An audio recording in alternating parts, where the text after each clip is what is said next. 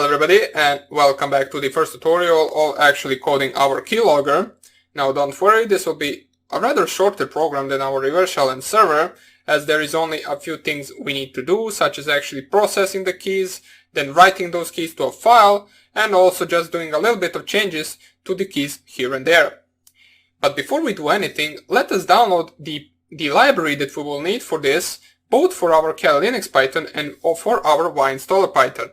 Or pardon me, for our Wine Python, because then later on we will forget to do that and then we will need to compile multiple times. So let us do it right at the beginning.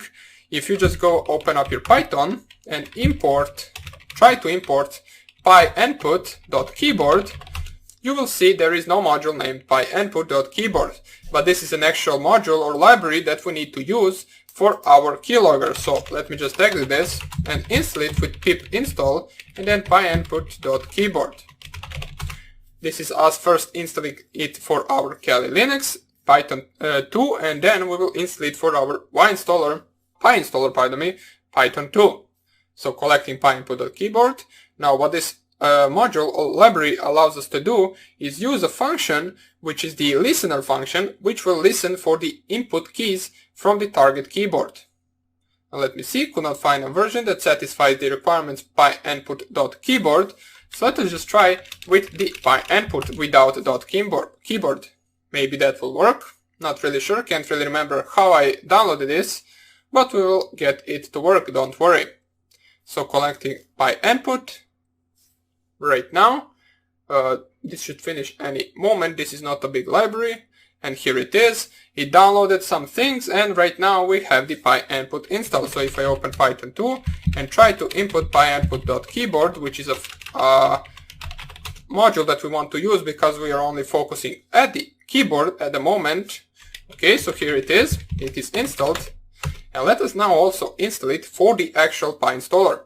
So we'll use the same command as before for installing libraries. So wine/root/.wine. Drive C, I believe, then Python 27, scripts, PyInstaller, and then we want to, or pardon me, not PyInstaller, we don't want to use Python 27, we want to use python.exe, since we are installing the library, not compiling anything, then -m for the actual installing of a library, and then pip install, and then the name of the library itself, which is pynput.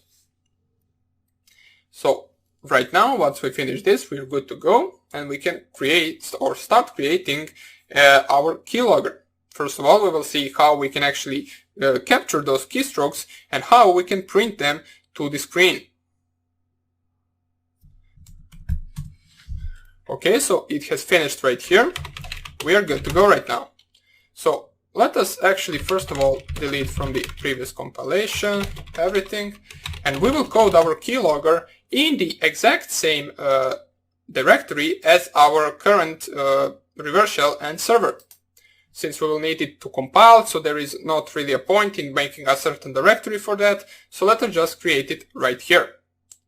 But before we actually start coding anything, let us see how we can do it in simple Python interpreter. So in order to create a listener, it is rather simple. Right after importing the actual pynput.keyboard, we can with one line create a keyboard listener. So let's call it keyboard_listener. It will equal to pynput.keyboard, and then we will use an actual function listener, which needs to take an actual input of an argument or of an actual function that we will use to process the keys. So it is specified like this, on_press, which means right after you press the key, it will process it with process keys function. For example, let's say that is how we call it. If you just press here enter, let me just see, process keys is not defined. Yeah, of course. First of all, we need to simply just code the actual function itself. So let's call it def process_keys. That function will take an argument of actual key. So we are parsing the key that is pressed on the keyboard to this function, and all we want to do is print that key for now on. So our function is right here. We can then just use this same right here. So we created a keyboard listener we use the listener method on it, and we use the onPress to be processed with the process keys function. So let's press here enter, And all we need to do is run something like this, so with keyboard underscore listener, similar to opening files, and then keyboard underscore listener dot join. It is similar to, and this one is similar to joining threads, and then if you press here enter, and enter once again, you can see we no longer get the interpreter back. It seems to just hang. Now that is because this right here is now waiting for an input from our keyboard. For example, if I just type here S, you can see it prints S. It prints, in just typing anything right here, it will print bunch of letters, but you will also see this U letter right here. Now that U letter right here is basically because of us actually using the encoding of these letters, or basically it encodes these letters, and this really looks ugly to look at, so there are a few things that we need to fix in order for this to work properly. So, but for now on, we saw how we can simply create a keyboard listener, and we saw how we can download the actual library that we need, and in the next tutorial, we will start off by actually fixing our keylogger and getting it to work. So hope you enjoyed this tutorial, and I hope I see you in the next one. Bye.